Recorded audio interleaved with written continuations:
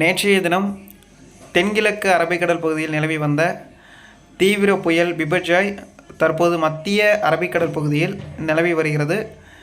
தற்போது வரை அதோடைய தீவிரத்தன்மையை பொறுத்தவரையில் அதிதீவிர புயலாக வலுப்பெற்று இருக்கிறது.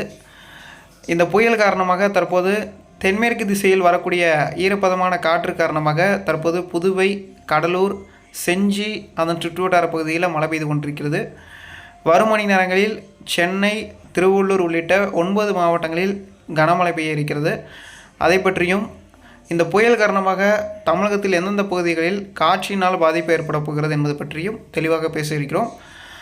தென்மேற்கு திசையிலிருந்து வீசக்கூடிய பலத்த சூறைக்காற்றின் வேகம் 50லிருந்து 65 கிலோமீட்டர் வரையிலும் இருப்பதற்கான வாய்ப்புகள் அடுத்து வரக்கூடிய 3 நாட்களுக்கு இருக்கிறது. அதன் காரணமாக மீனவர்கள் கிழக்கு வங்கக்கடல் பகுதிகளுக்கும் மத்திய தென்கிழக்கு வங்கக்கடல் பகுதிகளுக்கும் செல்வதை தவிர்க்க வேண்டும். அதேபோல் குமரிக்கடல் பகுதிகளுக்கும் நிறுத்தப்படுகிறார்கள். குமரிக்கடல் முதல் கேரளா இடைப்பட்ட பகுதியில் 70 கிலோமீட்டருக்கு மேலேயும் காற்று இருப்பதற்கான வாய்ப்பு இருக்கிறது. அதனால் கேரள கடற்பகுதிக்கும் மீனவர்கள் செல்வதை தவிர்க்க வேண்டும். சென்னை, திருவள்ளூர், செங்கல்பட்டு, புதுவை, கடலூர், மயிலாடுதுறை உள்ளிட்ட மாவட்டங்களில் வரும் மணி நேரங்களில் காற்றுடன் கூடிய இடியுடன் கூடிய மழைப்பொழிவு எதிர்பார்க்கலாம். செஞ்சி, திருவண்ணாமலை, ராணிப்பேட்டை, கள்ளக்குறிச்சி உள்ளிட்ட மாவட்டங்களிலும் வரும் மணி நேரங்களில் இடியுடன் கூடிய கனமழையும் சில இடங்களில் காற்றுடன் கூடிய மிக கனமழைக்கான வாய்ப்பு